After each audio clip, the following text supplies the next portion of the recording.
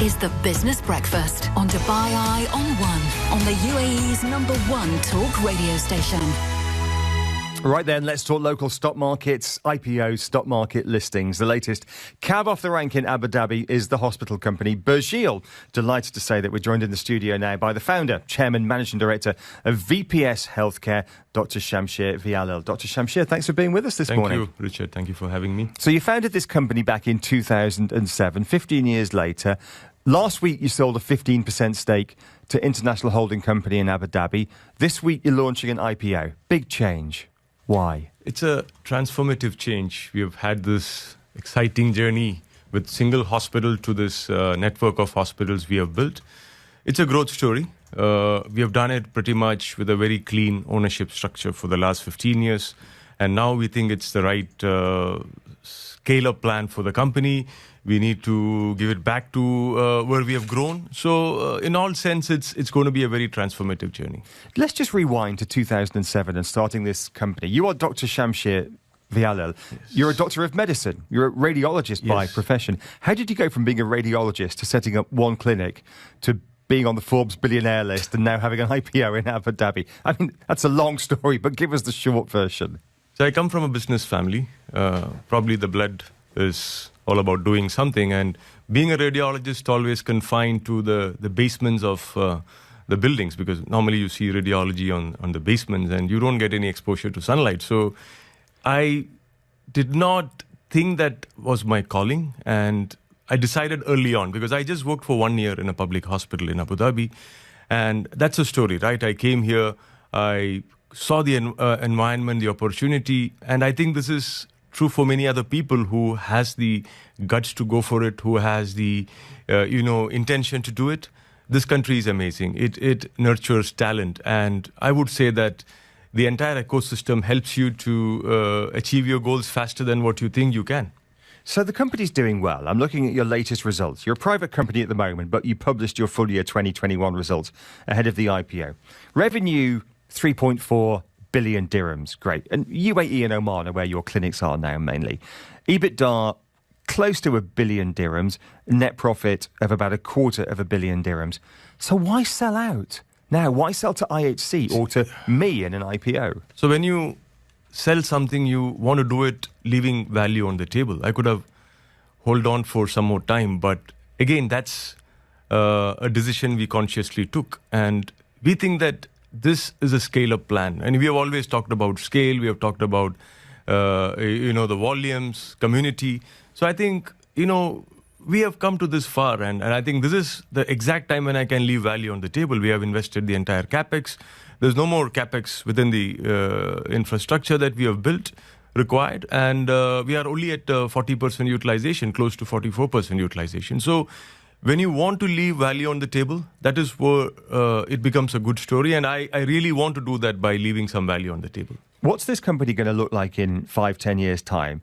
You said this when the results came out. We want to be the leading healthcare services provider in the Middle East. And then there's an extra couple of words, and beyond, which sounds a little bit Buzz Lightyear. But where do you mean the Middle East and beyond? So, Richard, for us, the business started with the concept of health equity, right? Our model, if you see, we have different brands catering to different segments. No one is denied of care. We have industrial hospitals, middle class, brand called as Medior and Burjeel. So we've been working alongside some of the governmental agencies outside of the country as well. And we are there where they need us to be there. So we are operating hospitals in Yemen. We opened, helped the government to build a hospital in Liberia. So for us, it's a calling. We want to help other people as well, but we will not do that by investing our own capital. We will do that at the request of a particular government or a sovereign fund to do such an activity. Let's talk about corporate governance. We can't talk about the IPO of an Abu Dhabi-based hospital operator without thinking about NMC, the company that was listed in London and then collapsed. You're not related to them. It shouldn't impact you. And yet, in the eyes of investors, we all have memories. We all think about these things. What can you say to investors about corporate governance? So if you want to understand the difference, the fundamental difference is that we have grown not by acquisitions. We have grown by designing every project in the way and the shape we wanted. So we never had taken a hospital which is completed and then retrofit everything is not what we were doing. We were actually designing the story as we were growing by listening to our patients, listening to the insurance companies. So I think that has kept us stronger. And that was very obvious during COVID, where we were able to manage government hospitals to treat a lot of COVID cases. So we have a organic clinical focus approach versus acquisition, fast growth, even though we would have opened every year 1.5 hospitals in the last 15 years. So particularly the culture of the company has been enhanced when COVID came. It was that togetherness, even though we lost 3 people to COVID, but we saw many heroes emerging during COVID. So it's a story that has been built by the people of the organization, by our employees who were really looking forward to our success. So there is a basic difference. And corporate governance, if you see our board structure, it's a majority independent board. And corporate governance comes from within. We were always very disciplined in our growth. So a few years back, we were very tight on our approaches. We were exactly doing what we were to do. We never got divulged to different interests. We never had a real estate interest. We were going on a top-light model. So the fundamentals are very strong. And I think going further, that will help us making sure that we have the right corporate governance in place. We've only got a couple of minutes left.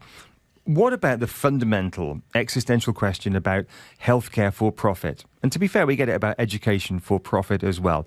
The fact that you're now going to have shareholders, quarterly results, you need to drive revenue and drive profit, and yet inflation of healthcare costs has been an issue in this region and others, the United States, for many, many years now.